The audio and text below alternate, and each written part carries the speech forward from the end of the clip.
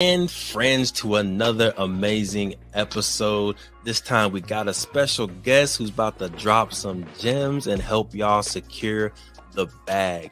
Make sure y'all join the conversation by going to the m4show.com. Yes, ma'am. And of course, make sure y'all follow us on Instagram at the M4 Show. Queen, should they like and subscribe or something? Most definitely. You should definitely go do that like right now. Yes, make sure y'all like and subscribe on YouTube, Apple Podcasts, Spotify, wherever you are listening to this episode. We appreciate you. It's free, so go ahead and do it. And it is your first move on being a millionaire. Now, let's get into it. Let's do it. Let's introduce our guest for today. Look, this episode, we got a few guests. We have a couple of them. Couple of them coming through. If you don't know, June is Black Future Month, and the M4 Show, myself and the beautiful, amazing royal queen herself, have the pleasure of hosting the Black Love Roundtable for Black Future Month. This is the third annual year that we've done this, right? This is through IMI, Institute of Melanated Innovation. Each year it's getting slightly bigger and bigger and bigger, and hopefully next year we can do some in-person events being held by the queen over here. Oh yeah. You know, I love to plan an event. Yes, you do. Yes, you do. But the purpose of today's roundtable or Black Love Roundtable is really just talk about what it's like to be in a marriage, talk about what it's like to love yourself, talk about some lessons, some victories over our journeys, and we do have two other guests coming through to give some wisdom as well. Queen, anything you want to go ahead and sprinkle on that before we get into it? No, I'm just excited to be here and talk about love. Oh yeah, is love one of your favorite topics? It is. I do enjoy talking about love. Food, love. Why would you do that? Why? That's disrespectful. Is it? You're gonna start the show with these are hard questions. Food, love. In terms of things I like to talk about. Sure. Probably food. I'm not gonna lie. I'm not gonna lie to you. I'm not. Yeah, it's a good answer. My face lights up anytime. Hot dog? What'd you say? No. Hot dog. No, I know that was random. Not hot dogs. I don't even like hot dogs like that. Mm-hmm. But no, I do like talking about both. But food has had my heart since birth. Yes, that is a fact. But we have a list of questions that we're going to go through. We will, as y'all know, swerve from these questions. If y'all have questions, hard swerve, right? Swerve. If y'all have questions, feel free to drop them inside the comments in the chat. If we don't get to them live, we will come back to them afterwards. But without further ado, are you ready? I'm ready. Cool. Well, without further ado, let's get into the episode. Over 50% of Black Americans are unmarried, and only 2% of Black families in America have a net worth over $1 million. We are on our journey to not only join that 2%, but grow that 2%. Facts. I'm Devon Truvel, creator of Black Wall Street, the board game, with my beautiful co-host. I'm Sinclair, aka the Health Nerd. And welcome to the M4 Show.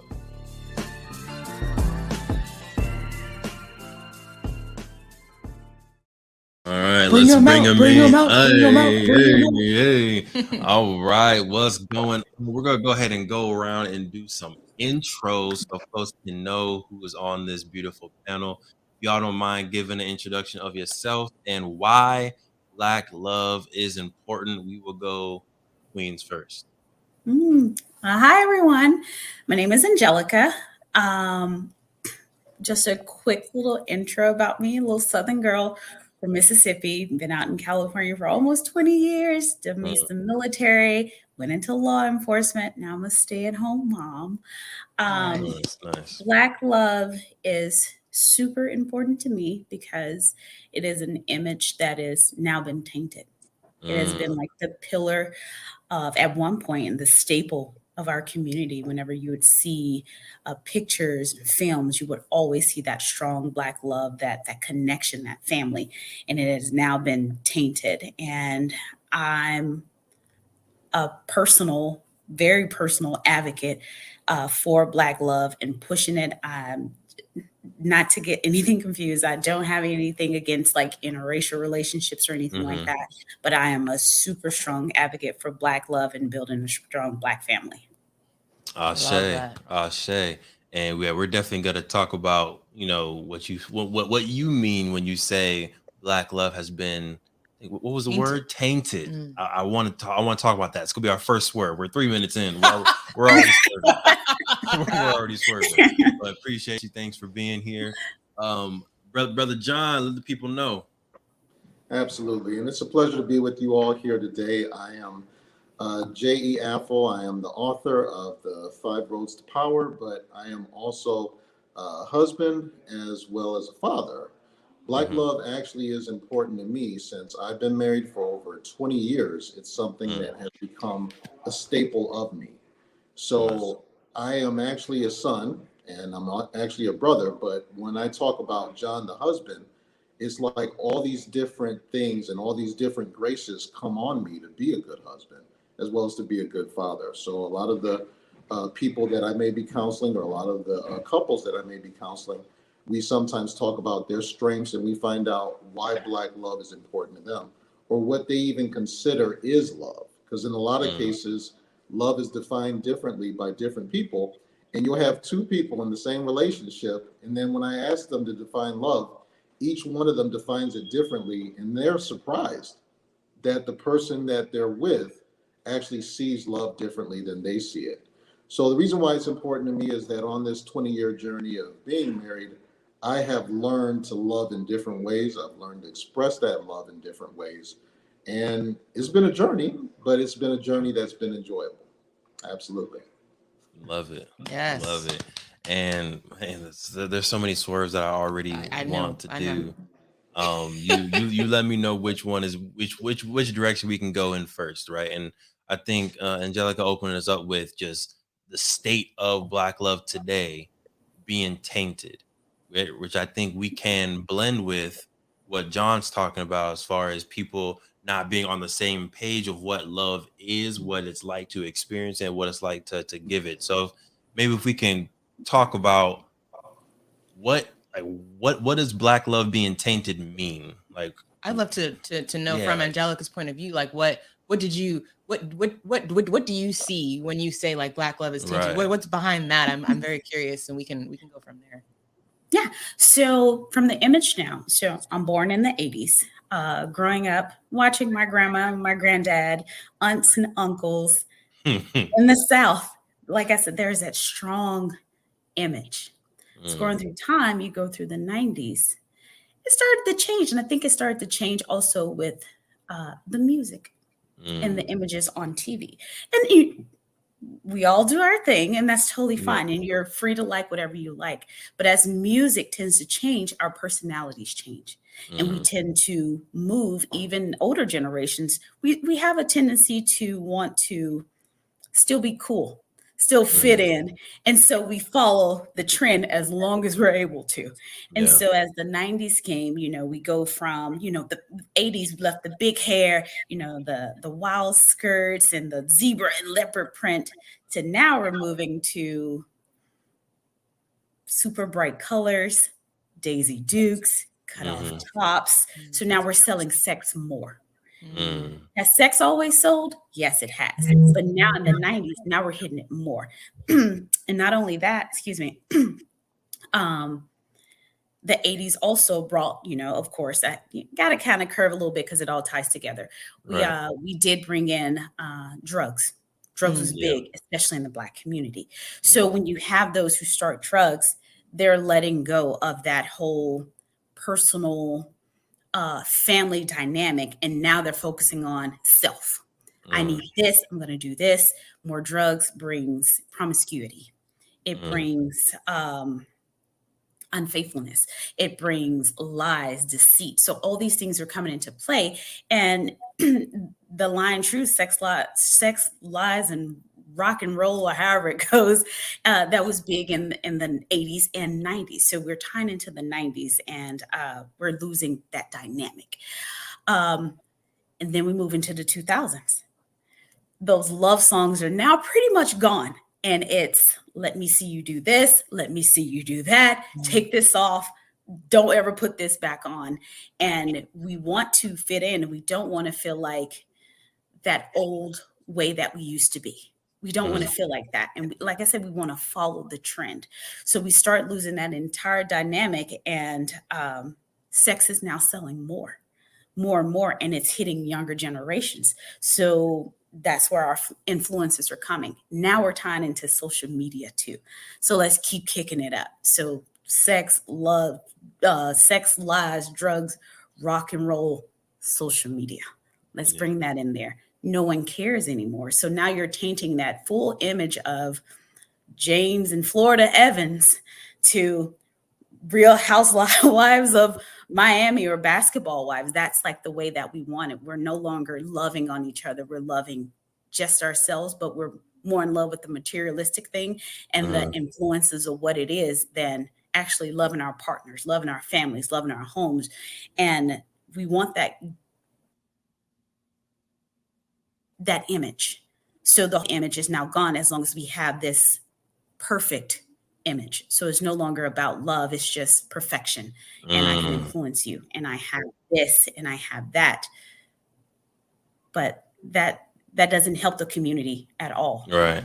And so I wanted to talk a little bit about, you were saying something on how the drug epidemic and the shift of culture from being, basically we're more selfish in this generation, right? And I think for some reason, and I don't know when this happened, but it's no longer cool or acceptable to need somebody, to need help, to need a partner, to need a better half. It's as a man, you're kind of taught like you should be able to do it all on your own, be dependent on only you. And I feel like that's now the new culture for women as well. Like, I don't need a man for anything. I don't need help for anything. I can get it all on my own. And I think there is value in being, dependent on yourself. I think there are independent. I think there is value of being a strong Black man, a strong Black queen. But I think there's also intrinsic value in needing somebody, right? Yes. And having that partner and seeing that this person can give you value outside of yourself that you can't find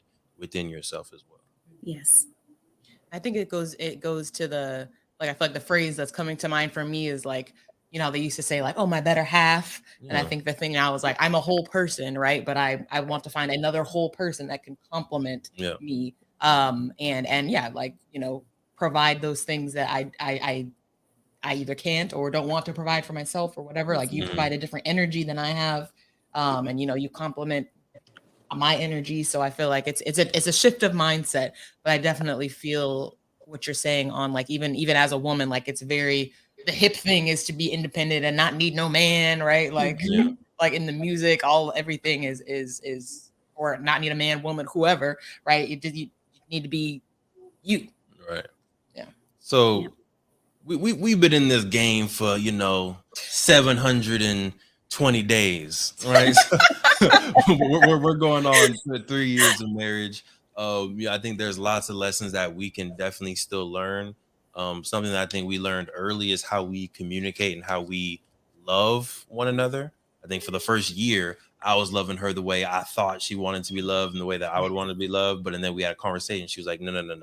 This is how you actually love me, Devon. let's switch it up. So I wanted to kind of turn that question over to you all, as far as what does love look like within your relationship, or how would you like love to look like within your relationship? Is it action based? Is it what they say to you, what they do for you? But what does that healthy version of love look like for y'all? And I'll go to John first, and then we can go back to Miss Angelica. And I appreciate it, because Miss Angelica made a very important point about how Black love is tainted. So how it looks like to me may not be what it actually looks like in depiction. Unfortunately, the depiction of Black love is no longer owned by Black couples. What's depicted in Black love right now in social media and entertainment is a lot of times depicted by other people that may or may not be Black in any way, shape, or form, and may not have the same values that we have as a couple.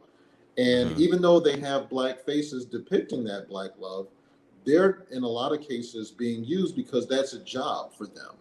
And they, of course, need the financial support. They need that financial freedom. So they're going to do that job and depict Black love however they're paid to depict it. But when you stated what it means to us, a lot of times people form their beliefs, their values, and norms on that depiction. And that's how Black love can be tainted, because that's for entertainment. Movies, TV shows, sitcoms, that's for entertainment. In a lot of cases, that entertainment sometimes leaks over into our reality. So what Black love means to me in a lot of cases is, of course, knowing what's important to my queen, as well as me expressing what's important to me to her, not only articulately, and not only being able to articulate it, but also being able to express it in a way that I feel she can receive it. Because everybody's different. Yeah. Everybody has different backgrounds. Even though we've been married for 20 years, I was raised in a single family household, and she was also raised in a single family household. So we never saw this done successfully. Right. So we didn't come in with any preconceived notions of how it was supposed to be done. We both came in knowing that we were fallible, as well as we didn't have the end all be all to anything. So that's basically how we came in that. And that's why I say that this journey is something that is ever changing. Yeah. I really want to eventually circle back to the whole "we don't own the image of Black love." Yes. I want to circle back to that, but Miss Angelica, go ahead. Wow, yeah, that was, you definitely, I was like, oh my God, yeah, that. But as far as my image, I'm going to kind of go back a little bit, as I call it, my previous life. Okay. Because I don't like to, I'm not one to bash people. So I call it my previous life, because you grow, you're continuously growing, and you're learning. So I realized that we didn't have the same goals. We had the same end goal, but we didn't have the same goals getting there. So, and I think a lot of times we get, as a people, get caught up in that one goal or that attraction, that we miss everything else that's not attractive to us. And it has a tendency, that one big attraction has a tendency to have a hold on us. For example, our end goal was, we knew that we wanted to be married. We knew we wanted to be married. We knew we wanted to have a child. Okay, that's fine. But I want a house. Let's grow this family. I want a family. I don't just want a child. I want a family. I want to be able, you give me a house, I'm going to give you a home. There's no way around it. And we just didn't have we didn't have that same goal to get there. We weren't running the same race, but we knew we were trying to get to the same end goal. So of course it had to end. So goodbye, previous life. I took time to you have to fix yourself. You have to do some self-reflection, and also find out where my hiccups were. Was I not communicating? Was I not clear enough? Or was I just so attracted to that end goal to where I missed all these middle goals to get to the end? So blessed enough, I find someone, and I pull myself back enough to be patient and listen and understand. I'm a communicator. You ask me something, I'll tell you everything about me. You just ask me, and he's not, but he's a doer, but I'm an expresser. Where do we find that common ground? So let's work backwards, So we did. What's your end goal? Marriage. Beautiful. Do you want kids? He said, no, I want a family. Hello, mama's all about it. Now we're working backwards, And so in our household, and I know it's not traditional, and like I said, I'm very honest, and I think it's okay to be candid with people, because there's no such thing as, you meet, you date, you get married, you buy a house, have a family. Life doesn't work that way. I'm sorry, it doesn't. You got to do what works for you, and there's going to be some hiccups in the road to see how you can handle them. So our dynamic worked for us. I'm getting older, due to medical issues. They say, geriatric, maternity geriatric. So we knew we wanted a family. So we started our family. We knew we were going to be together. We're already talking about marriage, what we're going to do. As I stated earlier, backstage, he purchased the house. I had a house. I'm going to pull you out of there. I'm going to get something for us. You know what I'm saying? And we don't see that anymore. And so, like I said, he's a doer and I'm an expressor. So we had to find the checks and balances and figure it out. And the way that we see it is, once we do get married, we're not struggling to start a family. We have our family. We're not struggling to find a house, especially in this market. We have our home, but not a house, a home. We understand each other. We know that we have the same goals. We now know how to actually communicate and be there for each other and express ourselves. And I know that when he's in a mood, I back off, let him have his time. We have to be respectful, to a man. I'm just going to say, women, we got to listen, back off. Back off of him, let him breathe. He understands me. He knows I like to talk. So he sees me in a mood. He's going to actually sit down now and say, what's wrong? We had to work together. So now once we finally officially tie the knot, we're good. We already have our foundation. Now we're just continuously to build up our home, to be the pillar and to continue to be an advocate for others. I love it. And I love particularly when you said, women, you have to listen. Yeah. I like that line. I'm sure. I'm sure. No, I'm not trying to get in trouble. But I wanted to. There was a lot of stuff that I'm trying to keep in my mind as we circulate back, because you had a really good nuggets on. There's different roles within the relationship, right? You said that you're the expressive person, your husband's the doer, and I don't think there's anything wrong with that. I don't think both people need to be expressive 100% of the time. I don't think both people need to be doers 100% of the time, because you're going to start butting heads, right? So I might want to circle back to like what roles, like are there official roles when you're having your family? Are there roles that each person should play or likes to play within your relationship, and how does that vary relationship to relationship? Because I think growing up, we see what Black love looks like, what a family looks like, and stereotypically the woman's playing a very specific role and the man's playing a very specific role, and that's what we've kind of been brought up to accept. But I think within our generation specifically, we're trying to fight back, right? What that actually looks like. And some of that resistance, I think, is healthy. I think some of that resistance is unhealthy, actually, as well. So I do want to get back to roles within the relationship. Maybe before or after this whole Black image thing. I still want to talk about that. Queen, you let me know. You kind of already introduced the roles. Let's do roles. Let's do that. We'll go back to the image, because that was a bar. We will go back to it. It was a big bar. But can we go through, and whatever y'all care to share, like what are maybe the typical family roles, parent roles, mom, dad, household roles that you and your partner are playing on a daily, weekly basis? Absolutely. So again, since both of us were raised in single parent households, we didn't know what roles we were supposed to walk into. So when I was moving away from home, no one had necessarily taught me a large amount of responsibility. So taking on responsibility was somewhat terrifying to me, because I didn't see a man do responsibility. I hadn't seen it successfully carried out by a man since I was raised by a single mother. So when we sat down and we talked about what was important, if it wasn't for good, specific premarital counseling, we wouldn't have known what roles were expected. I always knew that my wife was a queen, and regardless of where she lived, she always saw herself as a queen. So even though we were living in not the best neighborhood and her family was living not in the best neighborhood, she still always wanted the best. And that wasn't, I wasn't surprised, like, oh my goodness, why do you always want the best of everything? That was an innate feature in her. That was her. That was something that defined her. Not because she was looking to see what was more expensive, but she felt that she was valuable for whatever was the best. Whether it cost a lot or not, she always felt that she was the best. So I knew that was something that was important to her.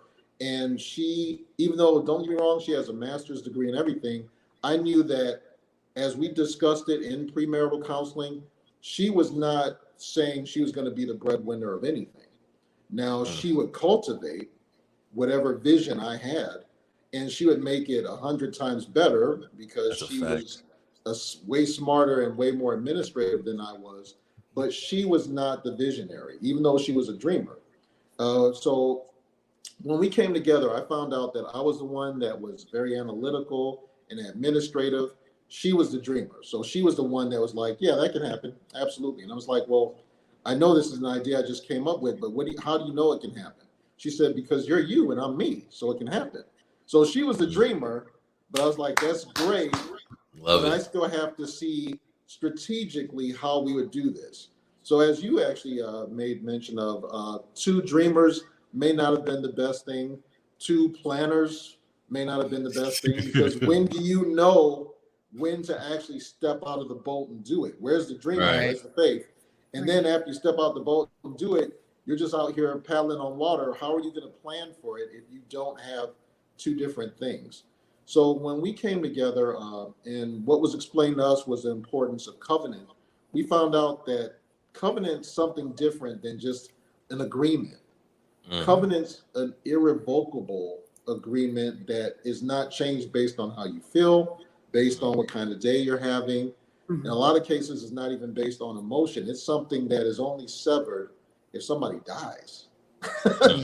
So with that understanding, we were like, okay, we need to slow down and make sure that this is what is right for us. Am I willing to trust this person to give the rest of my life, my strength, my effort, my youth to this person? Do I know them well enough? Because we dated for 3 years, and then we were engaged for 1 year.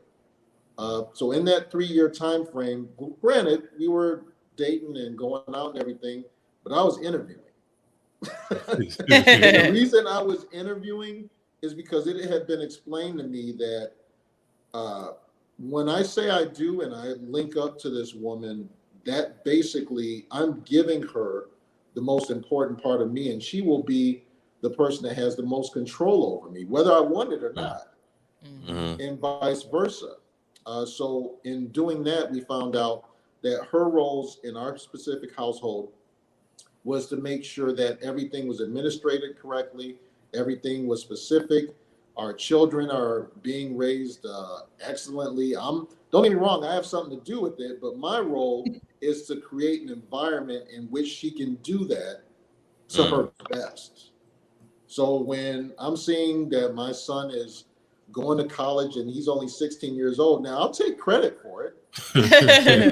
But between you and I, since she was the orchestrator and the administrator over all that, I just created the environment in which she could bring that out of him. She could cultivate that in him. So it was my job to create the environment, making sure that everything is in a place that she could bring all those good things out of him, even though I'll still take credit for it. But in actuality, she was the one that was doing that. Right. So that's how we define those roles there. Love it, love it. Shout out to the queen. Yes, Shout out to the queen. Yeah. All right, how about your lovely home over there? Oh, well, I guess I had would say a pretty borderline same dynamic, Okay. I did grow up in a single family home, and as well as he did as well. And then I became a single mom myself. So I was holding down both roles, even in my previous life. I just always have to let people know your previous life. Still being that single mom, doing things in the house, out of the house, education, taking you here, doing this, fixing this, breaking that for you just so I can fix it. And, and all these different things,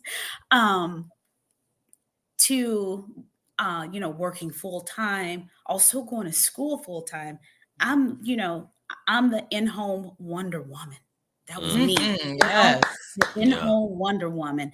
And was I tired? Yes, I was. But I would never let my daughter see that break me, because you got to know that you can, no matter what, you can do it.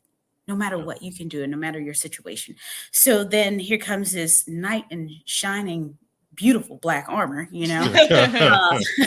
steps into my life, and it is amazing. So like I stated before, military and law enforcement, and now I'm a stay-at-home mom. I find myself being, we're going back to that original dynamic of, always out here pushing and doing this and doing that, and having to do the two income household. I mean, granted, we can all use a 2 income household, but still to be able to be blessed, to be able to be at home and to take that motherly role. Never been able to do that. And to be blessed to have someone come into my life to allow me to be that mother and he be the father. Allow me to make the home, as he gives the home. Allow me to, I know it's not a popular term, but allow me to be submissive to him in his ways, in his style. I had never followed before a day in my life. He had never led. So we had to build that trust within each other. And I think it is by far the most beautiful thing for us to look at each other and say, I've never done this. You never done that. I'm going to trust you, and that's hard to do, especially in today's age. So so those are pretty much the roles that we have in our household. I mean, things tend to bend and we have to, oh, well, I'll do this and you do that. And we work as a team. There's like no set, but by our spirits, we just kind of take our own paths that still work together. Right. Yeah. I wanted to highlight what you said on like he had never led, you had never followed, because I think that going back to the whole like independent woman thing that I think is very popular right now, and even myself being the firstborn, being the oldest, I feel like I naturally have always taken that leadership role. Like in high school, I was like senior class president, like, and even like at jobs and like going into college, like, I was always like, okay, what's the leader role? When I want to be president, I want to be that leader. Like I always naturally took that role. So I feel like I also always I did start to have that like very like, I don't need anybody. Like I can be the breadwinner. I could be everything. Like and I think what I've learned, especially in these first couple years of marriage, is like, I don't have to be. Like, it's okay if I choose to be in that, choose to be the leader in whatever situation, but I don't have to be. And I think that has been one of the things that I've learned about myself, and that I'm kind of stepping into in I think our marriage and our roles is like, oh no, he got this. Like you can, if you want to, you can step back. Right. Yeah. And I think that the perfect, I think, analogy of it is if y'all know anything about me, I'm a dancer. I love to dance. I've danced my whole life. But I've never really trained in partner dancing. It's always been individual, like solos in groups, but still not with somebody else. And so I really didn't do that until taking a dance class with him. Wow. And I struggled. You remember? I feel like you kept having to tell me, like, he kept having to be like, stop. Let me lead. And I would be like, I'm the dancer. Like, what? No, we're going to go. And he's like, he'd always have to kind of like stop and let me lead. It was so uncomfortable for me. Like even just the dance of like, okay, well, where we're going. And then you kind of feel that natural, like, okay, he's pushing you this way, step back. And like, I got used to it. But at first it was so uncomfortable. And I think that's kind of an analogy for life and for marriage is like, okay, like let's see how he does. Okay, he's got this. Like he's got our household, he's got our family, he's making the decisions and it's working out. Like, okay, you can step back a little bit in certain areas, right? And allow him to lead. And I think that, in it's been tough, but I think it has allowed me to now figure out like what role do I want to play in our household, right? Which has been cool because I think I'm learning a little bit more about myself in this new phase of life. But yeah, I just wanted to touch on that because I think that's important, and it's important I can speak for myself as a woman. I think in this interesting dynamic, interesting times we're in, it's a kind of a mind shift that I think is having to happen in our minds.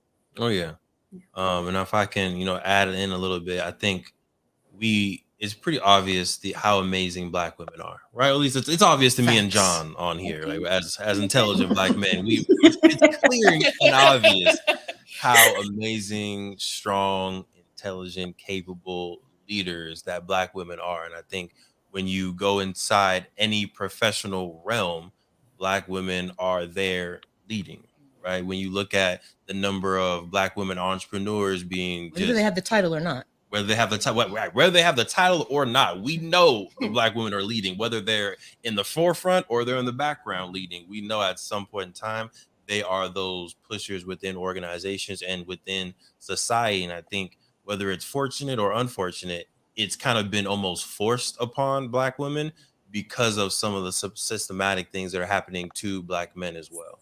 So I think we have a society where, you know, Black women, of course, are put in this position to lead, and then we have this system in society that's putting Black men in a place where they have to follow. So my question to you is, within the normal kind of quote unquote healthy Black family, what do we want to be the norm? Right, as we're looking to create the future for Black love, what Black families should look like 50 years from now, 100 years from now, what is that follow lead dynamic? And it doesn't have to be like a one size fits all, but do y'all have a vision for what, you know, a healthy relationship looks like 50 years from now, as far as the dynamic between partners within the household? Absolutely, because just like Angelica made mention of how she had to kind of learn to follow, I had to learn to lead, because again, the only person I saw leading was my mother. All my friends, they were raised also by single mothers. So knowing that my wife's expectation, Miss Vice President of the Association of Black Students, Miss Student Congress, Miss all this, that I know she knows how to lead. Her letting me know that her expectation is to follow somebody that knows what he's doing and knows what he's called to do and actually has a plan and a vision in place. She let me know that there is a difference between sight and vision. Vision is something that you actually see on the inside of you. And she let me know she'll follow that if I, in fact, have a vision. So the reason that was terrifying to me is because I had never had to lead anyone, especially with me being the youngest. I always kind of was on cruise control to see what else everyone would do. So in learning how to lead, I would notice that if I led correctly and she gave me positive affirmation, then I was like, okay. Because don't get me wrong, I was getting compliments from a lot of other people, but the compliments from her, that was what enabled me to just calmly walk through fire. Because if it's a compliment from her, then that lets me know that I am in fact doing what I'm supposed to be doing. And that positive affirmation allowed me to start doing it a lot more with a lot more confidence. Once you're doing something in confidence, then you're not even second guessing yourself.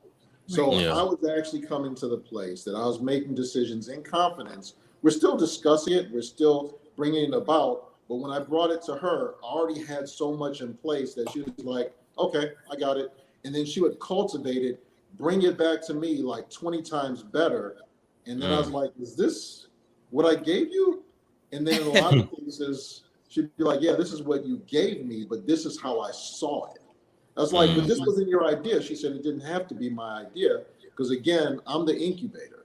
I go ahead and I bring out what you bring to me being the leader. So when I was being taught that, that was something that allowed me to gain more confidence, because again, any type of positive affirmation, that allowed me to do it with a lot more confidence.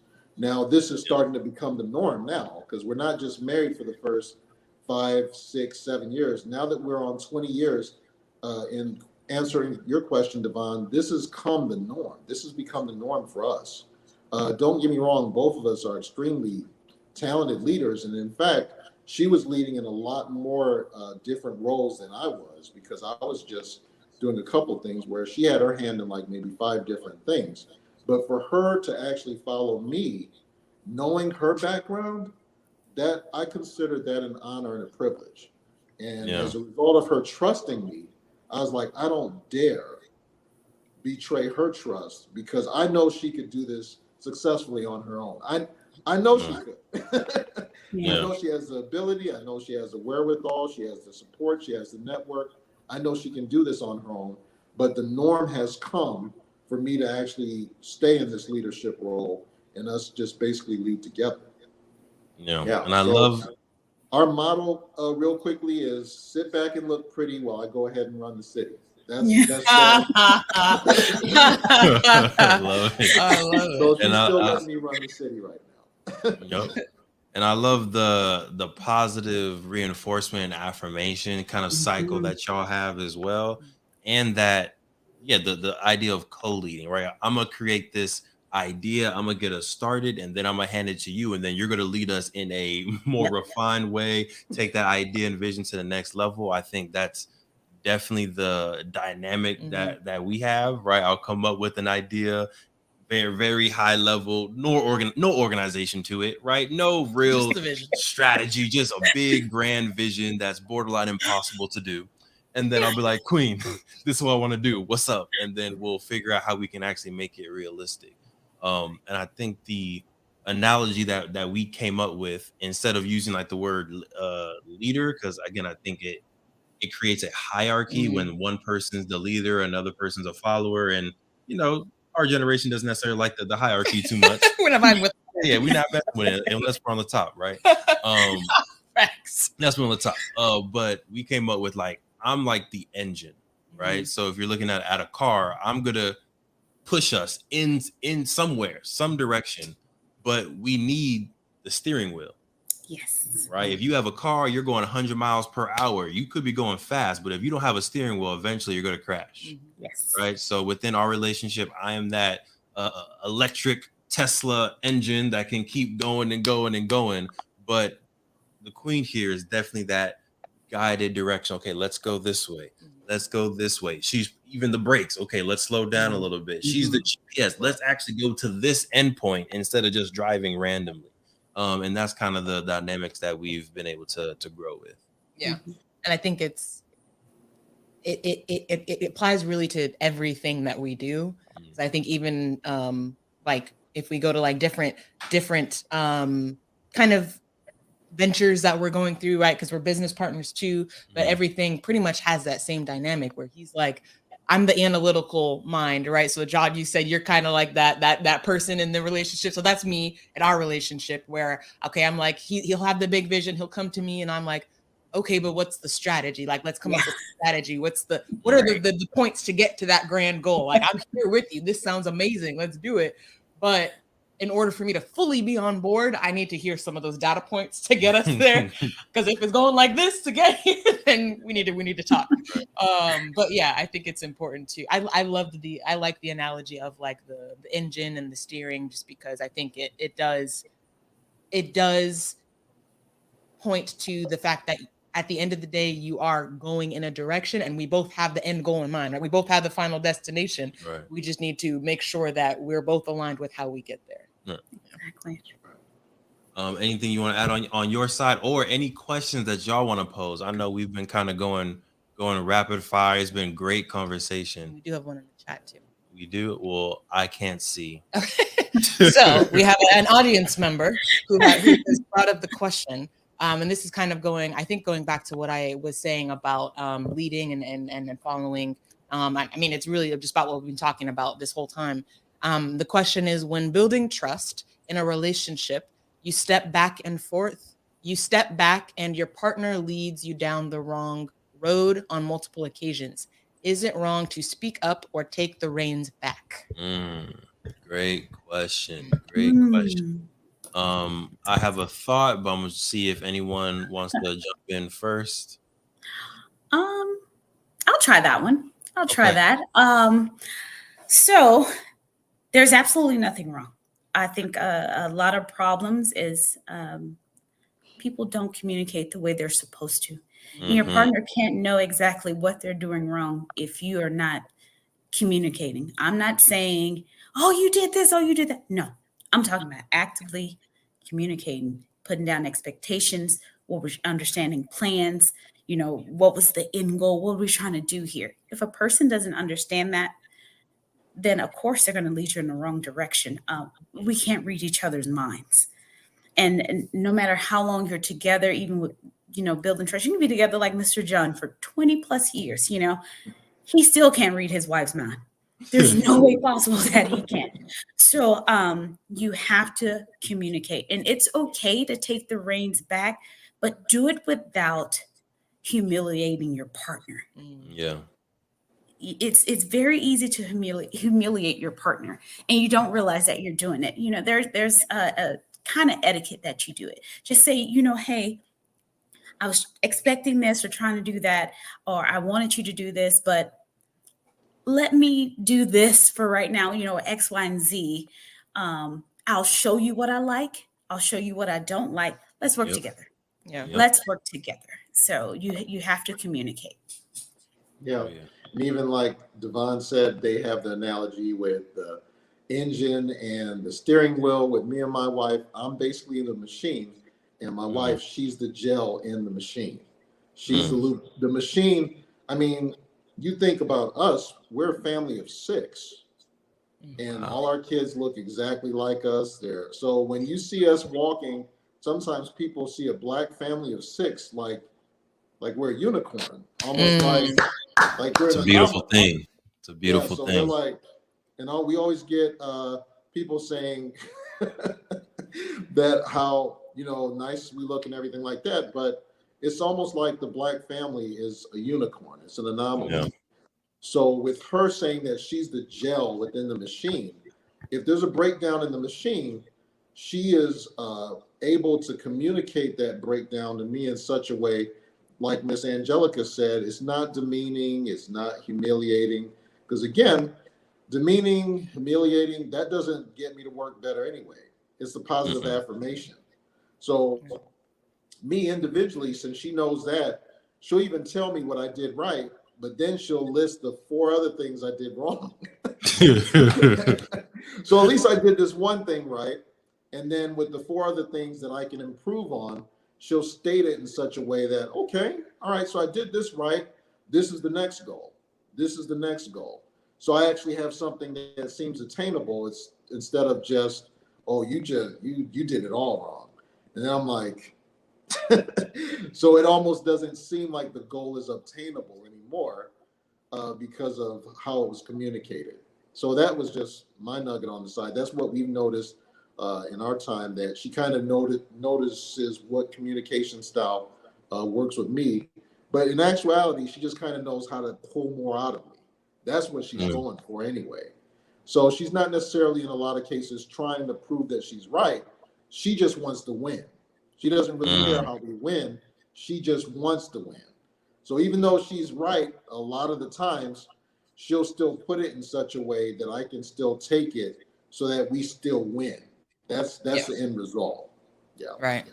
Yeah. I think that's the key right there, is I feel like remembering in those moments, it's like, okay, well, sure, you can kind of blurt out what come to mind. It might not be received as the other, the right way to the other person. That's almost a little bit on the selfish note, right? Because that's just what I want to do. I'm feeling this way, so let me just let you know what I'm thinking. But I think the more evolved way to do it is to really sit back and think like, okay, at the end of the day, we're a partnership and we have the same goal. Yeah. So how do I approach this situation so that we still get to that same goal? And me tearing him down is not the way to do it, because then he's going to feel defeated, and he's the engine. So if the engine stops, now we're floating in the middle of the ocean, stalled, right? We're no longer moving to the destination. So how can I communicate this in a way that's going to make sure that we still are able to move in that direction, even if it doesn't give me even if it doesn't feel as good in the moment, at the end of the day, like that, put in that work, have that communication, have those hard conversations so that you can keep the engine moving, right? It may just be a little detour, but the engine's still moving and you can get back on track, Yeah. So I'm a big advocate of active communication. Yeah. Right. So I'll give 2 like very concrete examples that have happened within our relationship. One, I'm not the most detail oriented person. Okay. No.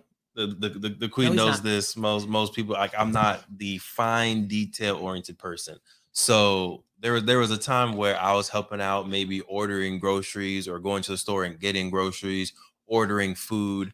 The queen is very particular about her food. She's also a health fanatic, so it's like everything must be organic, everything must be grass-fed. It's like just very specific details, right? Certain brands of eggs and The certain grocery brands list of looks milk. very different when I know it's for me versus when I'm giving it to you. Right, completely different. So there's been times where she'll be like, "Oh, Devon, can you go to the grocery store?" Or if she's busy, I'll be like, "Hey, Queen, I can go do this for us." And John, every time I make a mistake, okay, every time I get some wrong egg, some inorganic strawberries, just something wrong. Even when I'm ordering food from somewhere else, she'll make a specific request, and I get it wrong, right, every time. The active communication part comes into, is this something that I necessarily want to lead and I feel like I should lead, or is this something that maybe I should have the queen lead? Right? When you're talking about like, oh, messing things up and having roles and they repeatedly messing things up, I think it's important to have that conversation. If they keep messing things up, is that something that they truly feel that they want to lead within the relationship, or is this something that's on their plate because of stereotypes, because of there maybe was no conversation, they just started doing it, but they really don't like to do it, and maybe they're messing up because they're hoping that you would take it over anyway, right? You never know. So I think having that active communication and being like, hey, this is how I would like things done, just like Miss Angelica said, this is how I would like it done. Would you like me to take this off of your plate and I can't do it, or would you like to do it? Second way is, again, I'm the visionary person. And there was a point in our relationship where I would come to the queen with ideas, and she would just shut them down. No, we don't have time for that. That's too big. You don't even have a plan for that. And she wasn't saying it like this. I'm being a little bit I'm like, exaggerating. sheesh, Joyce, how I sound like? I'm exaggerating a little bit. But long story short, like I had to come to her. I was like, hey, queen, I have these ideas. I need you. If you don't like the idea, that's fine. But if you kind of like it, help me out a little bit and give me some points, right, of strategy so that we can make this a good idea. Because eventually, either I'm going to run out of ideas or I'm going to run out of energy. And we don't want either one of those, right? So if you can help me out, I'm going to keep coming with the ideas. What I need from you, I need you to lead us in strategy. I need you to lead us in steps. And she was like, okay, I can do that. So now when I come to her with ideas, she's like, okay, I like that, but it would be better if X, Y, Z, or she'll just straight up say, no, that's not the one. Yeah. But sometimes it's just cut and dry. Sometimes it's just not the one. But now I know we've built that trust to where I know the difference between it not being a good idea and her not, quote unquote, supporting the vision. Right. So great question. Thank you. I think that was Ronnie. We appreciate you. If you got more questions, feel free. Did anyone else want to answer that question or push us in a different direction? Just real quickly on what you mentioned about if there's something that you may want to do or if there's something that you can do better, just articulate it in a way that if you want me to, I can take over this for a little while and show you how I like it.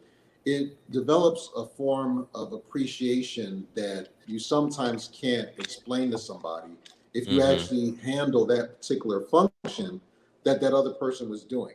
Because again, my wife made some of the administration and schooling with the kids look so easy that I just kind of thought, well, she's probably not doing that much.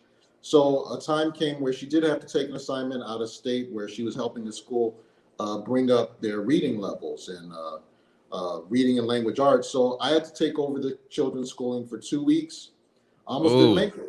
Yeah, He was hurt. I almost didn't make it. And the reason why I didn't make it is because I didn't have the same skill set or grace that my wife had. And, I'm not really even sure how we survived until she came back. But it was, how did we make it? 2 weeks in which my kids were hugging her when she came back. Now, don't get me wrong, we're a very loving family. But he hasn't fed us in days. Like they knew they weren't going to make it. So after that experience, after only 2 weeks walking in her footsteps, then I was like, when she would come to me and be like, you have any suggestions? I was like, when it comes to that, no, I don't have any suggestions at all. You're doing great. And she's like, well, anything you want to, is there any part you want to play on that? I was like, No, I don't. Not at all. Now, there's a lot of things that we do together, but for that, you just. But I wouldn't have known unless I had actually experienced what she's doing, and it's just she's doing it so well that I thought it was just easier than, and I was totally wrong. Yeah. Shout out to moms everywhere, all around the world, all around the galaxy. We appreciate y'all. Right. Speaking of which, Miss Angelica, anything you want to sprinkle on that as the Wonder Woman super mom over there? No. It's good to finally be able to breathe and actually be a mother. I still, wear my Black Wonder Woman cape every now and again because I support my man left and right, regardless of what he's doing and where he is.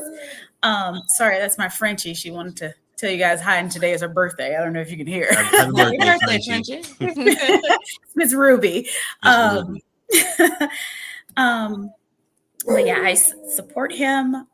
Love that man. I think anyone who knows me or knows him knows that I'm going to praise him in public like you've never seen it before. When I tell you, if you want to see a perfect image, you ask me about that man, I'm going to tell you about him. But in private, that's where we have our time. And I think as couples, Black couples, I think we need to focus on that more moving forward. I'm just going to kind of bring it back because I know that we were talking about what do we want to see ourselves in about 50 years from now? I think we should do that more. I think we need to stop focusing on this whole social media. I want 50%. And if you're not doing this and I'm not doing that, and, stop. Yeah.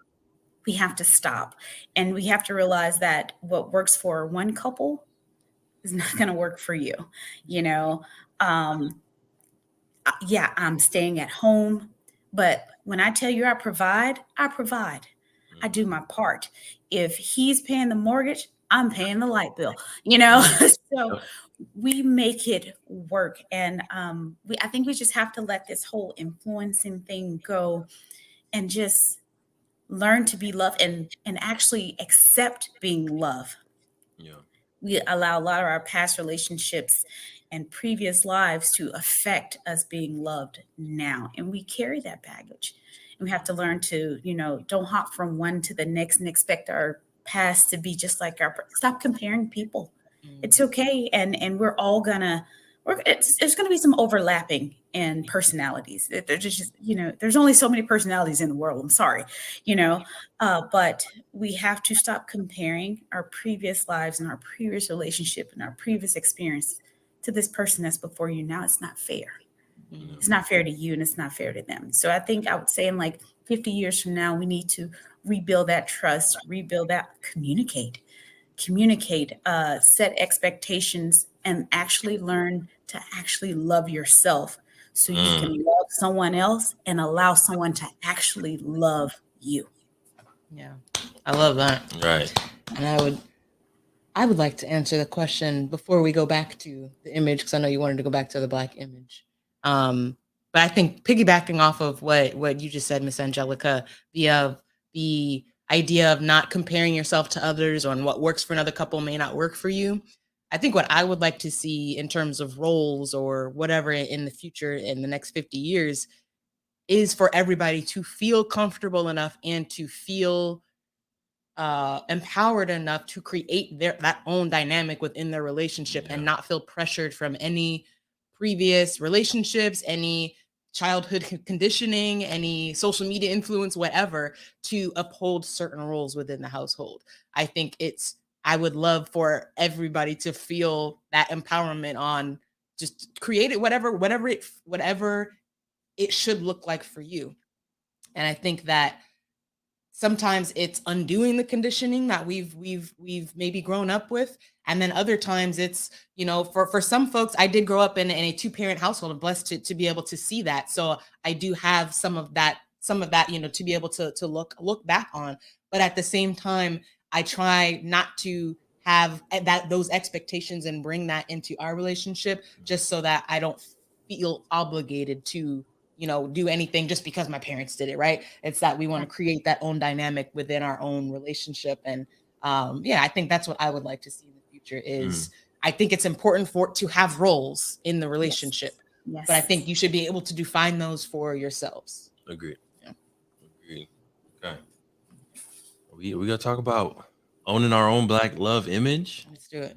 Goodness. So I'm gonna bring it back to John, because you brought it up. So if you don't mind setting the stage for us one more time, I think you remember around what you said, but if you can go maybe one layer further on what you were talking about as far as us owning our own Black image and the image of what Black love looks like today.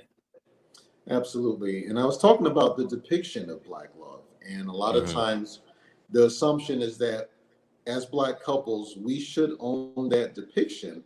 And that simply isn't the case, because in a lot of cases, when you look at social media or entertainment, you see other women, nationalities, ethnicities, they're saved, they're taken care of, they're provided for, they're cherished.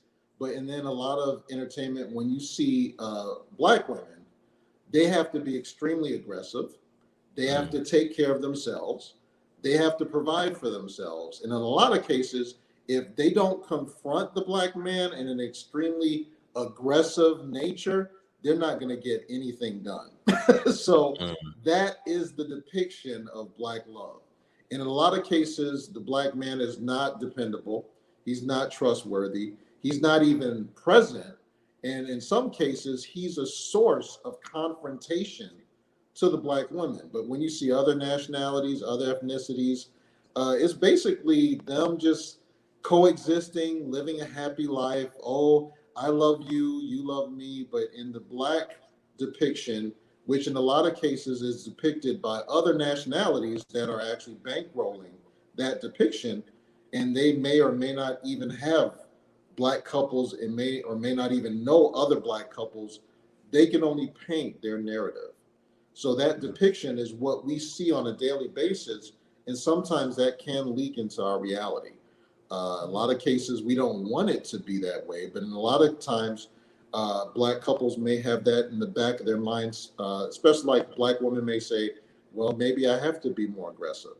Maybe I have to just do it all on my own. Maybe if I don't do it all myself, no one's going to come save me. No one's going to come provide for me. No one's going to come protect me if I just don't take it all on myself, because that's how it's been depicted in this TV show. That's how it's been depicted on this movie. So I guess I have to adapt that into my lifestyle. In a lot of cases, when it comes to receiving something, you can be at different stages. In a lot of stages, you can be at something, it's a really big word. It's called ethnocentric, simply meaning I'm right, you're wrong, and whatever you're talking about is incorrect. So that's ethnocentric. But when you get to a different stage called selective adoption, that means I think I'm going to select this. I think I'll take that. No, I'm not taking that. No, I don't even appreciate that.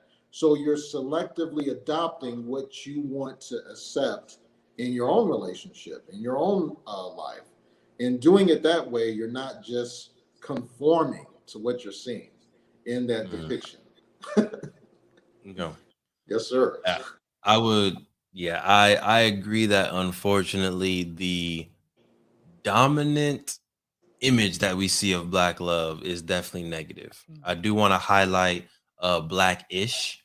I think Blackish does a pretty good job at depicting, you know, a lot of different images within the Black family. I love the grandparents on there, and it does show a little bit of that dysfunction and trauma and like generational image of love. But then of course we have the main, and I don't even know what they're, Bo and what's his name in the show? Dre? Dre. Yeah. Yeah, Bo and Dre, like they go through their ups and downs, but at the end of the day, they're still a strong couple. They're both working, taking care of their kids. So I think, you know, Blackish is one positive image, but we definitely need more, right? We need more Black writers, Black directors who are out there who can create shows that show just a positive image. And unfortunately, it's not as maybe marketable at times, or it doesn't go as viral because it doesn't have all the drama. But it's like, what is really the intention and purpose of this TV programming, right? What is the program actually going to do for our culture 10 years from now, 20 years from now. So if you're a writer, if you're a director out there, we encourage you to go ahead and make the next beautiful, amazing Black love story, please. I will buy a ticket. I will show to the premiere, you know. Queen, you about to say something?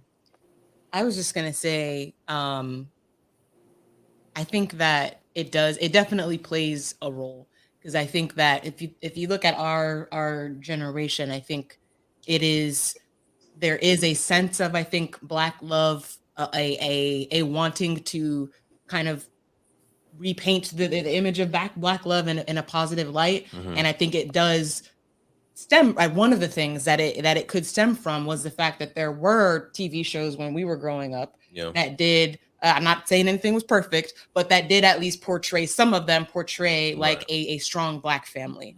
Unfortunately, there's a lot of them that may not be able to be passed down to future generations because they've been tainted, if you will. Tainted. We'll leave it there.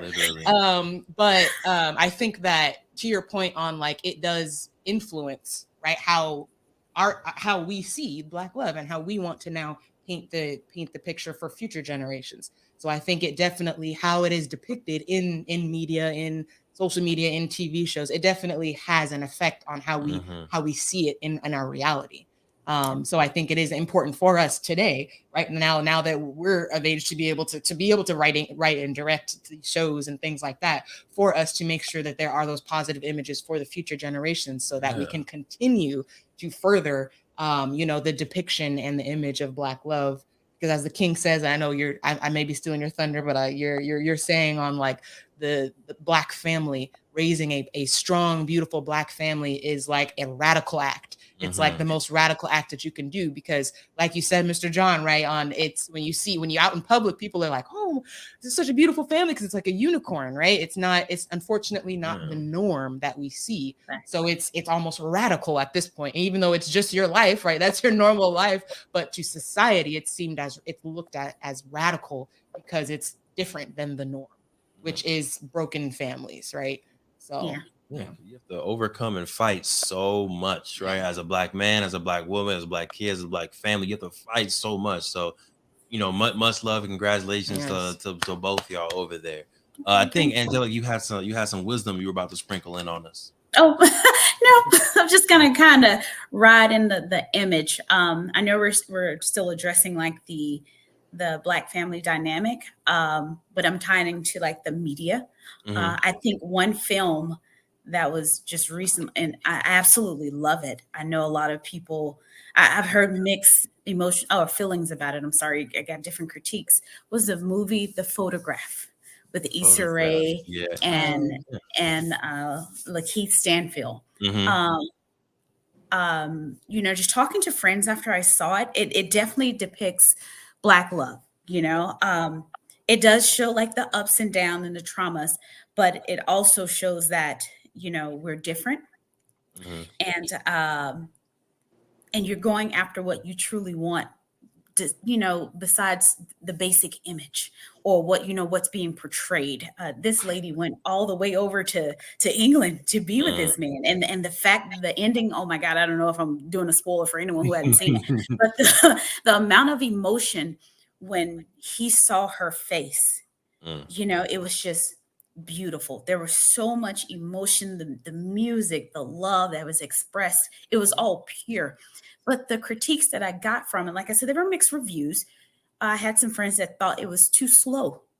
And I'm like, what was so slow about it? And they were like, oh, it wasn't any drama. It wasn't this. No, our lives aren't always filled with drama. It's okay to bring it down. It's okay to see happiness. It's okay to see someone caring. It's okay to see these people communicate, say, I don't like this. I don't like that. I want to be with you. I want to be with you. So let's make it work. I'm going to really do this long distance relationship. Yeah. It is okay. And I think we have a tendency not to think things like that, or, that it's okay. Or we have, this negative connotation about it, and you call it slow or uninteresting.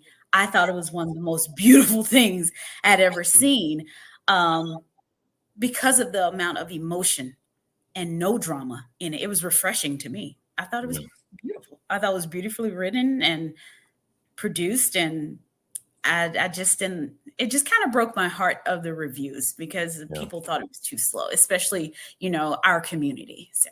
Yeah, no, I think we need to rewatch it. It was pretty good. I feel like I wanted more out of the ending, or I wanted to see their relationship once they were in England a little bit more. I felt like I wanted more of their story, which I don't know if that's a good thing from a movie or a bad thing, but I just felt a little unfulfilled at the end. I think it's a good thing that you wanted more, because I kind of like where it ended, because it was like, she was following pretty much the footsteps of her mom. Like I said, I'm sorry if I'm spoiling this for anybody. Yeah. Sorry, but I absolutely love it's the music that gets me. It's so beautiful. The music was good. It's so beautiful. But for her to break that norm and following in those footsteps of her mom, that little generational, or that in-home generational traditional way, and to say, I'm going to go and get my man. And the amount of emotion, I think that got me, that, she was like, I'm willing to bend for you. And I think a lot of, especially women, we don't allow men to express themselves, and be vulnerable. And that portion, that just got me, because I allow my man to, if he's emotional, pick a shoulder, baby. Pick both up. Lay on my back. I don't care. If you don't lay on my head, by all means, wherever you need to express yourself and feel safe and feel that peace. And that's what I got from that he was like, it's okay. Yeah. I can be myself with it. That's how I saw it. But, I guess everyone has a different way that they view things, but that's how I saw it. And it just, that moment reminded me of me with the man in my life, because he's just so open and vulnerable with me. I'm open with him, and we talk about everything. So, and I'm soon, in a couple months, you're not going to deploy, and I'm not going to come see you. So, we'll travel this earth to get to you. Right. Love it. And I think to your point on folks saying like, oh, the movie was slow. I think, unfortunately, with social media and a lot of the action movies that are coming out, our attention span is, we need action, drama, something to be happening all the time. We need to be entertained all the time, whether we're watching a movie or whether we're living in our own relationships. I think sometimes we get bored or impatient. Things are moving too slow within our own household, so we pick a fight, right? Like we look for the drama within our own relationship, or we need to be going to this club. We need to be going on this thing, instead of just, let's just be with each other. Right. All right. Let's just be in this moment. Let's just pick a shoulder. Let me lean on your shoulder for a second. Let's just chill and meditate together, breathe together, eat together, cook together, and do all of those things. I remember growing up, and we've done this a few times. It's kind of fun, but not really fun, but kind of fun at the same time. Is like, just cleaning the house. Put on some really good music, put on some Motown music, put on some gospel music sometimes, and just for 2-3 hours, you're just cleaning, dancing, creating memories. You'll be cooking, go out to brunch or have brunch in the house, and just, that's the day. And I think that sounds like a boring day, but at the same time, it also sounds just like a nice homey day. I feel like it's at the end of the day, it's finding the joy in those mundane moments. I think that's because, life, like the movies, the social media, they're just highlights, right? It's that those every now and then where you get your fun time, you go out to a wedding or whatever. Those are highlights. But sometimes the every day is like what you said. It's we're cleaning the house, but we're still able to do it together, and we're still creating moments. We're still stopping in the middle of sweeping the floor to slow dance in the living room, right? It's finding those ways to just make everyday moments special. I feel like it creates another level of intimacy, and that ability to be vulnerable, because no matter what we're doing, we're able to be us. We're able to get to know each other. We're able to find some way to grow. We do have another question in the chat here. Oh, go ahead, Eagle Eyes. What's your stance on Black bloggers influencing and supporting radical stances against Black love? Against Black love. What do you think is pushing them to almost vilify it? Oh, whoa. Who are these influencers? Right. So it's interesting because I think I've never come across any bloggers that do that. and I don't know if it's because of the people that, obviously it is because the people that I follow, right? I only follow pro Black love spaces. I only follow a lot of positive spaces. So I really don't have a strong stance because I haven't experienced it. I definitely don't support because I support black love, but I'll pass it to someone else who's maybe come across it. Have y'all come across those pages, those bloggers, or have an example? So I'm gonna hop on that one. Let me moisturize really quick. Oh yeah, get ready. What's that? Is that water, wine? What's the Actually, it's just pineapple juice. It's my motivation. There you go. Actually on this one, following these bloggers, no. But the people that follow them, I do have friends, social media friends, and a couple of associates that actually do follow people who push the dynamic of separating Black love. Wow. I do. It's kind of hard to, it's like that give and take. It becomes kind of personal because it hurts. Mm-hmm. It does hurt. And I hate seeing it. But the best thing that I can do is continue to push that positive image out there as much as possible. Try to negate it as much as I can. Excuse me. So I think that's the best way, if I'm understanding exactly the radical stances on it. I think the best way to do it is to continue to push that positive image out, bring others in. Sometimes you can't even attack them the way that they attack you. You have to, get rid of the negative with positive. You have to show them and bring in others to say, yeah, you may have had a bad experience, but maybe you need to change your environment. Maybe it's the people that's around you. And sometimes maybe it's even you, if this fell 1 time, 2 times, 3 times, okay, let's find the most common denominator here. It's probably you. So maybe you need to fix yourself. It's not the Black person this or Black person that. Sometimes it's just you. And you can't just say, Black men are all like this or oh, Black women are like that. I've been around thousands of people and people are people, regardless of their race, their religion, their upbringing. There's nothing about the color of their skin that's going to make them the right person for you. I can just, I'm a super advocate, but what if he and I didn't, collaborate and I ended up being with someone who's not Black? That doesn't mean I'm still not going to push Black love, because I'm sorry, that's just who I am, regardless of who I'm with. I'm Black. I was born Black. I'm sorry, I'm going to die Black. There's no way around it, and so I love the Black love dynamic. But if that's just something that a person feels like, just because they can't find the right Black person, maybe they just need to change their environment, their way of speaking, or the way that they are. Facts. And help me understand. Is it that there's literally bloggers and influencers that are saying, I'm a Black person, but I advocate don't date Black men, don't date Black women? Like it's a Black man saying don't date Black men, and it's Black women out there saying that's what it is? No, it's more of a for example, let's take it back. Let's, as I told you, I'm very open. Single mom, single Black mom. I am the typical stereotype for Black women. There's your single Black mom. Don't date her. She's already tainted. It's my word for today. So you guys use it.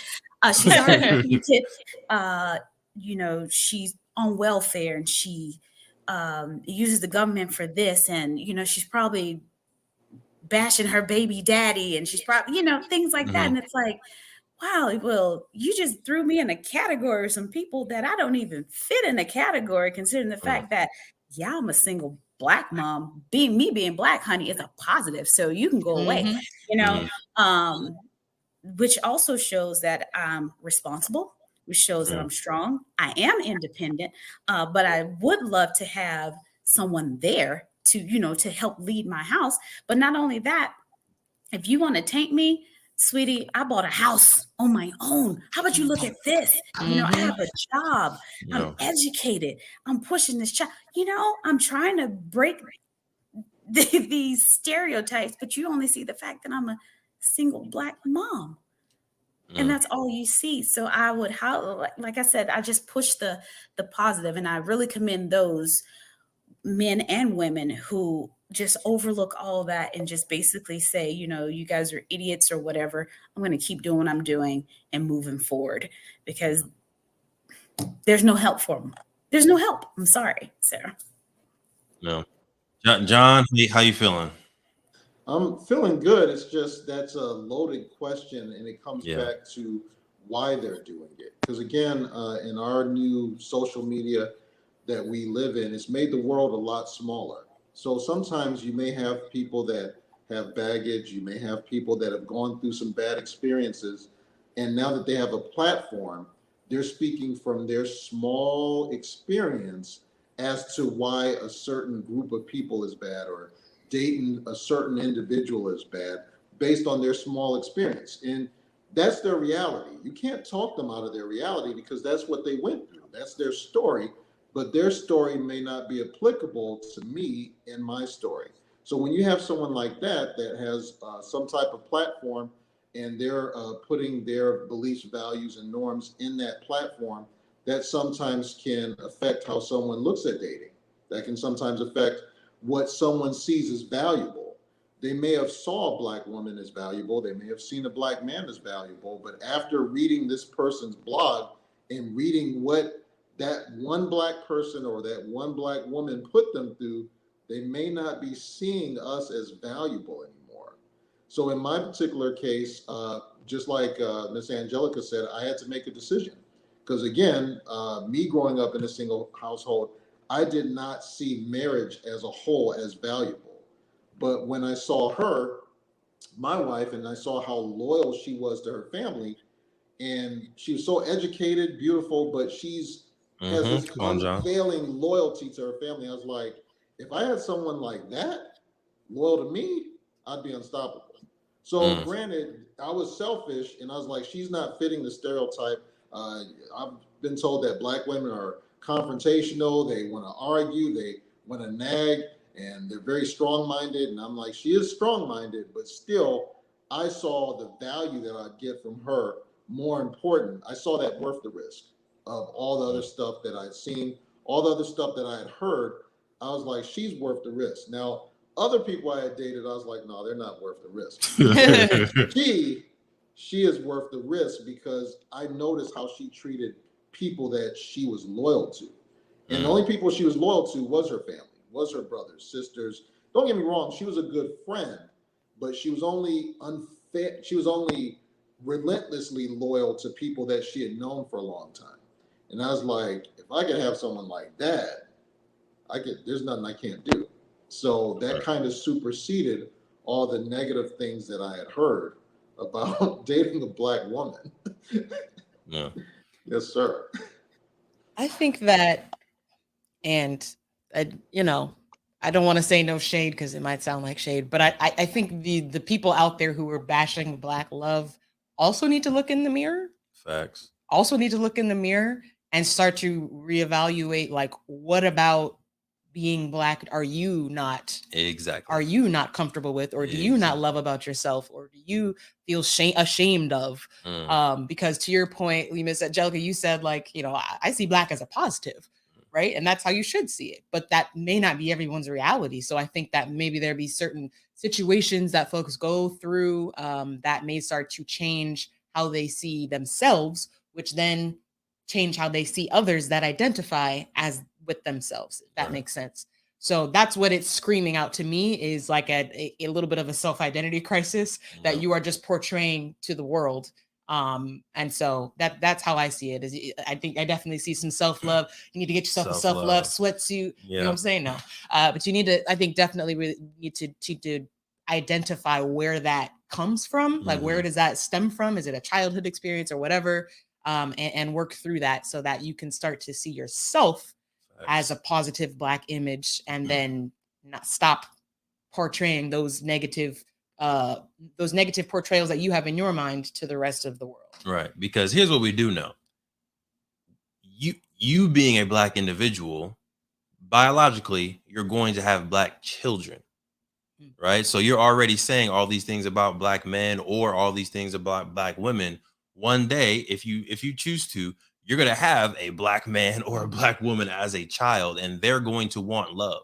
What are you going to tell them now about them trying to find love or them trying to be accepted, right? So I think it's kind of short-sighted, right? And I'm not a proponent of saying that every Black person needs to be dating a Black person. Hey, you love who you love, but I do think it's very close-minded and short-sighted to say I will not date any Black person ever, and I will not marry, or like that's kind of short-sighted, because again, eventually you will have children, and you're going to need to teach them about a healthy, loving relationship with another person and with themselves. And I think naturally, I would hope your mind's already going to shift as soon as you have to teach your child something about love, right? So that's my vision on it. Ronnie, I appreciate these questions. You making us think, you making us stretch. Much love. As expected, we've come up on time very quickly. It's already 12:30. That went by very fast. I could have easily made this into a 2-hour, 3-hour situation. But out of respect for people's time, I want to ask maybe one more question. And it's one of my favorite questions, Queen. And that is, do y'all believe every Black family should have a business? All right. So that's what I believe. I don't know if that's already going to mess y'all up, but y'all seem like honest people, so I'm not worried about it. Yeah, I think every Black family should have a business. That's my my strong stance. I'm sticking by it. But I do want to know from your perspectives, do y'all think every Black family should have a business or additional stream of income? Well, I guess I can take that first. I'm a little biased because we, of course, have our own business. So, in our own business with my wife, since she's the one that has the education and all that stuff and the background in education, she does the curriculum development, whereas I get to go have the fun and just do the training based on what she's developed. The reason why I think this would be important for every Black family is because every Black family is going to have all these different talents. It's just being Black in this day and age, you have to be talented to just thrive. In this day and age, you have to have some type of talent, creativity, as well as skill sets that some people just will not have. So you have two choices. You can go do it for another organization. In some cases, they may pay you extremely well. In other cases, they may not. Or you can do it for that other organization until you build your own brand. And by building your own brand, then you can determine your own level of success. You'll take that out of the hands of somebody else. Now, granted, when you are working for someone else, it's a blessing when they see your talent and creativity and reward you for it. But I think, like we said earlier, when we were giving the example of how many things Black women do, they may be labeled as a secretary, but what they're doing is a full level senior project manager. Right. Even though their category and pay is as secretary, when you see what they're doing and you see how the company is thriving because of this one individual, you can see that they're very underpaid. So having own business for a Black family, that allows you to have options. That allows you to leave that organization that's not valuing you and then build your own brand and then be the master of your own domain. Because again, Black families, we're already going to be talented. We're already going to be creative. We're already going to be very energetic just on the life that we live and the day and time that we live in right now. You have to be all those things to be successful. So if you're going to be that anyway, you might as well do it for yourself. But that's just my take on it. Ashe, yeah, I'm thinking the same thing. No pressure to anyone else on here. No pressure. I'm just saying. I guess a little back and forth. Okay. The reason why I say that is because I do have entrepreneurial mind, and if you give me some, baby, I'm gonna make it happen. Actually, I'm in the works right now with a business plan that I'm working on. Not ready to get it out yet, but that's just me. But do I think every Black family should? I would say no, because everyone doesn't have that business mindset. And at some point, for example, if we're all a family and we're making it work, we're getting it, we're ready to retire, our next generation takes over. They don't have that same drive as we did. Business is going to tank. You have to have that mentality, that drive, that push, that want, that will to keep it afloat. If not, then it just defeats the purpose. So do I think it's good? Yeah. Do I think it's necessary? No, I don't. Because you can be just as successful working for others as you can for yourself. Okay, I'll say. Quinn, anything you want to add to that? So I had a similar stance as you, Miss Angelica, when he first asked this question on our podcast of like, I don't know that every family is fit to run a business. But I think I won't say I've completely changed my mind. Come over to the dark side. I girl. won't Come say on that. over. But what you have said in the past that has made me like, okay, well, when you put it like that, is that the household, the family is a business, right? Yes. You got income coming in, you've got money that needs to be made to support the family. And I mean, in order for us to really continue to further the depiction of the Black family, if you will, but also just the wealth, right? In order for us to continue to try to close this wealth gap, I think it is important for us to start seeing our families and our households as businesses, so that we can make sure that we're setting it up in a way. Because if you think about running a business, right, you've got to have your checks and balances, right? You've got to have a plan. You have to have a business plan. You can't just, I mean, you can, it won't be successful if you just up tomorrow and decide you want to start a business without a plan. But you have to have a plan, not only for today, but when you run a business, you have like a 3 to 5 year plan. And then you're thinking about like, okay, you know, the CEO, if you will, how are we going to pass this information on to the next person? So I feel like in that way, I think it is important for us to start to shift our minds a little bit and start to see it. And I'm not saying only as a business, but start to see the Black family or our family units as businesses, and our households as businesses, so that we can start to have those things like, you know, life insurance. Right. That's one of those things that we've talked about in other roundtables that I think is important for us to start instilling into our families, so that we can set the next generations up for success. Otherwise, I do think that we're going to be continue to run our wheels, and every generation is going to have to start figuring it out for themselves and starting over. When that's how we've gotten how we are here. If we look at other cultures, other communities, they are very, very intentional, you know, from birth about, now not all of them, but you know, from birth about how they pass stuff down. You know, when these kids have to do this, they have to take a course, and then they get this, and then they get this money to be able to do what they want. And I think they live with a little bit more freedom to do what they want with their lives, because the past generations have set them up for success. So when I look at it like that, then I say that yes, every family should run a business, even if it's just your family household, right? Start a family trust, you know, get life insurance, like start having those things, a plan, just have a plan as a family for how money is going to flow in and out of the family. So I think when I look at it like that, then that's why I say I kind of agree that every family should have a business, even if it's just the family, the household, whatever it is. And when I say household, I'm not only talking about if you own the house. That's ideal. We should all get to that point, but even not if you own the house, but just again, just as a family unit. Even if it's, you know, even if you are a single mom and you have your child, that's a family unit. How does it operate? How do you pass the money down to the child? So whatever that family unit is for you, I do think that we should, as a community, start to shift our mindset and start to progress towards seeing it as a business, for the reason of having those checks and balances in place for future generations. Right. Very, very well said, Queen. Yeah.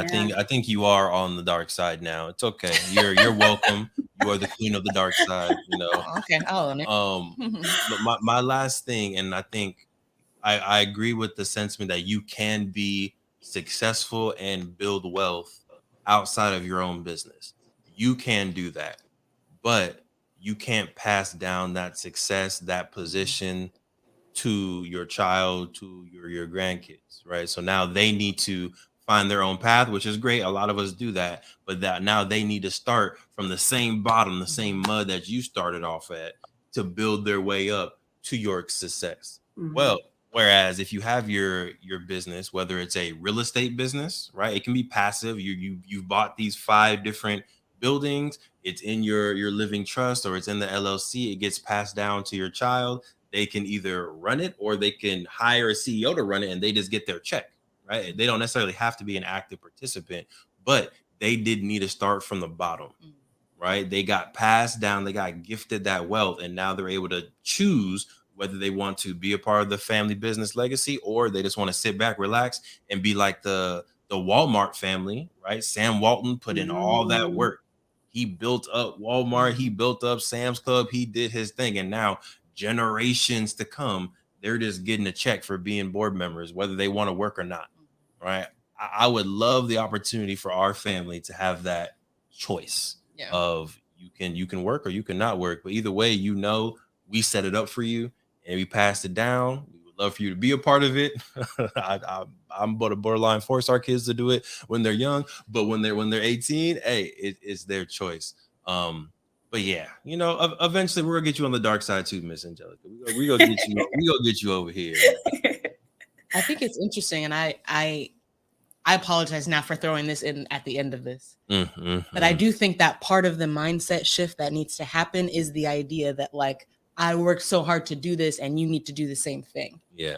And I think that it's important for everybody to work hard, but I don't think that it's important for everybody to start from the same place, right? I think we do need to start to shift the mindset of, like, I've worked so hard to further our family, right? Not just myself, but I've worked so hard to further my family, and I put in these steps to get us just a little, even just an increment, further along in our wealth and our whatever, in our health. I'm huge on health, so even that, like, right, what type of health habits can you instill in yourself that you can pass down to your children, right? So I'm definitely a proponent of, like, how can we as individuals, but also as families, just elevate ourselves and our family units just a little bit, so that the next generation can at least start with this little bit of a leg up, right? And I think that will allow us to continue to progress as a community, rather than having the mindset that everybody's got to do the same thing and start from the same place. And there is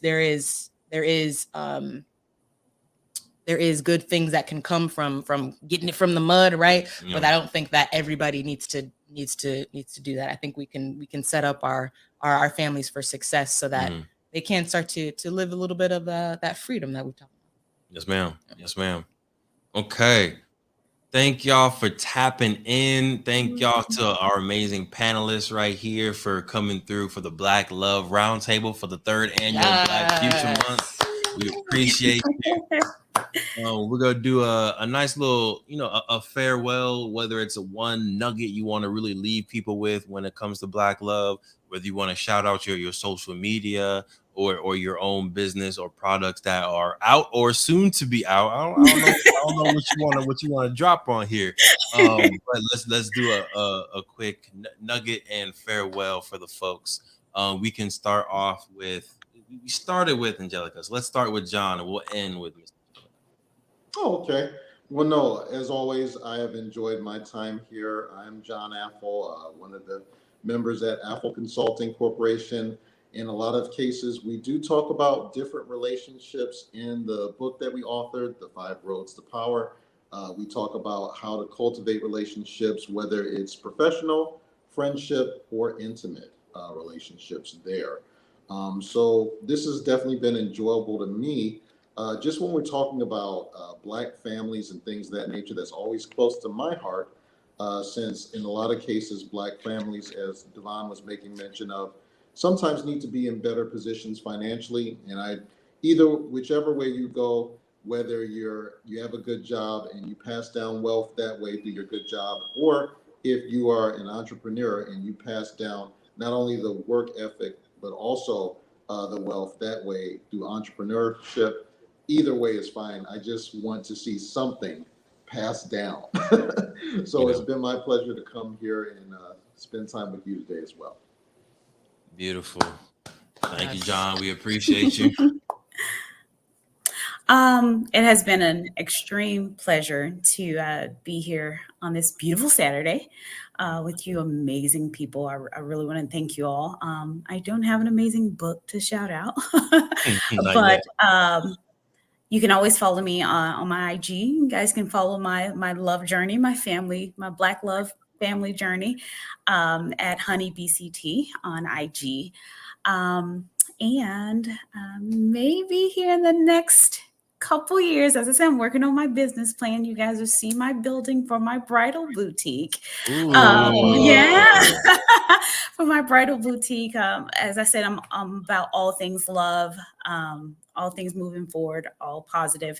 And there's a quick little nugget to take away, whether you're in Black love or interracial love or just self-love.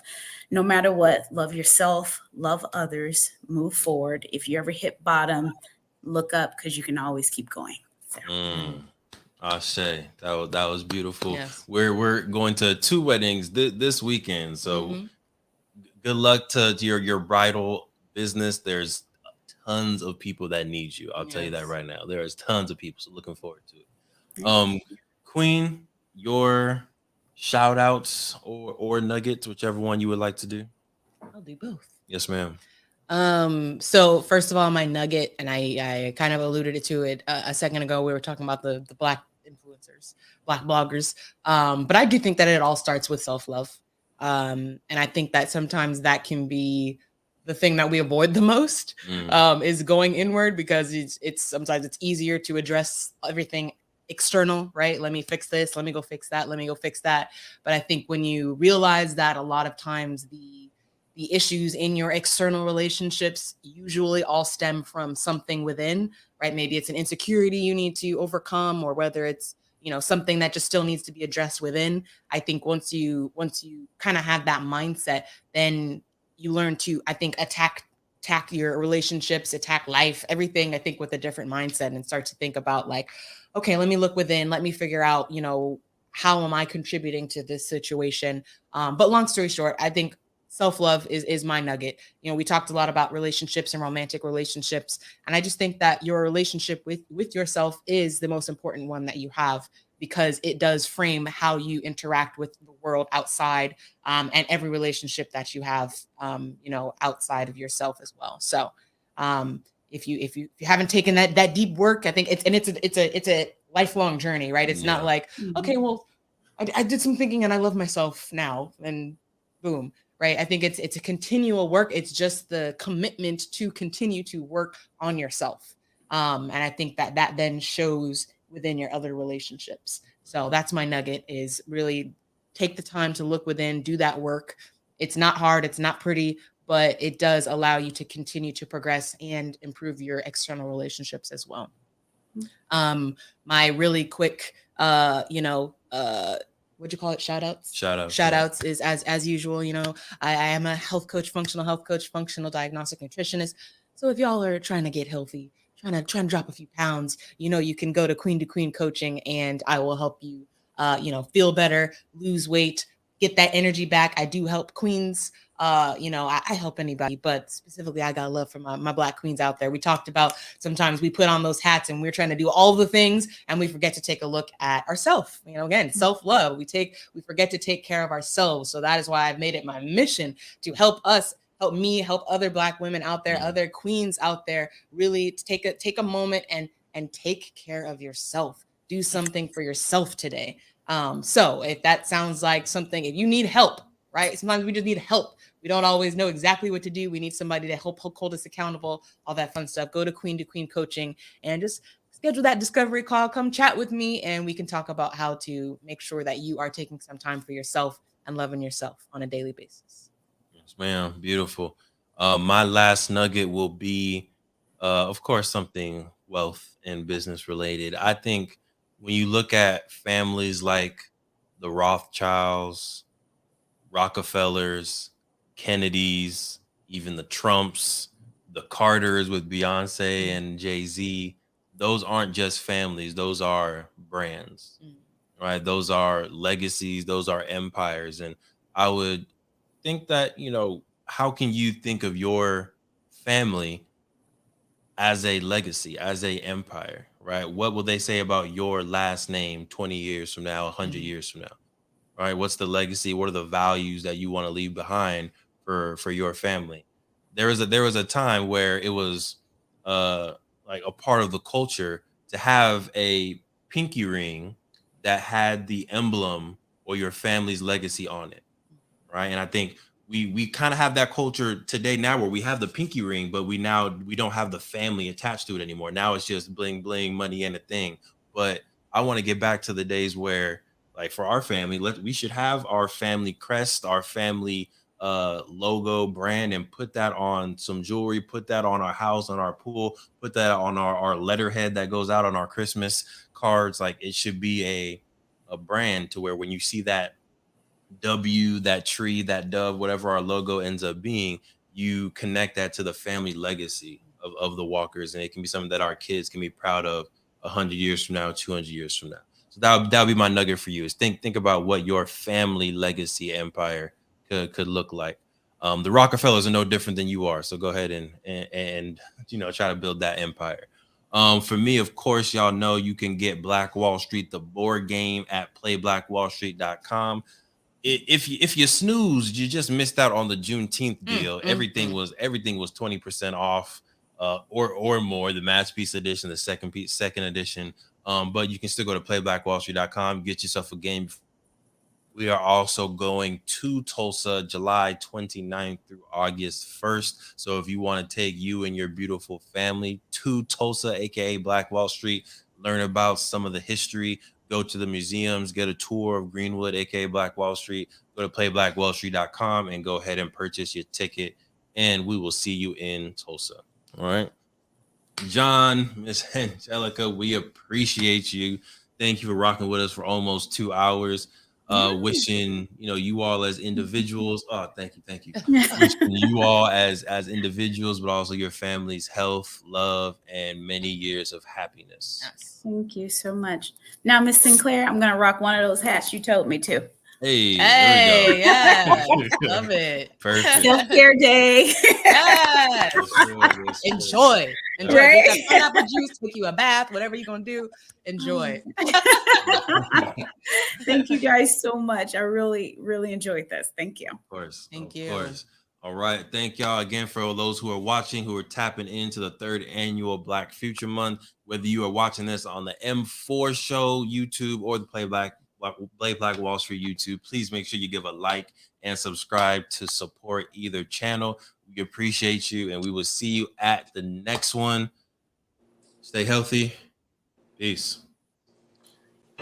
Thank you for supporting the M4 Show and our mission to increase the wealth of Black families. If you received any value from this episode, any value at all, any, do us a favor and give us a like and subscribe on YouTube and Apple, Spotify, anything, all of them, all of them. Wherever you're listening, go ahead and like and subscribe. And after you like and subscribe, make sure you send this episode to at least one family that you really want to see win. We'll catch y'all next time. Peace.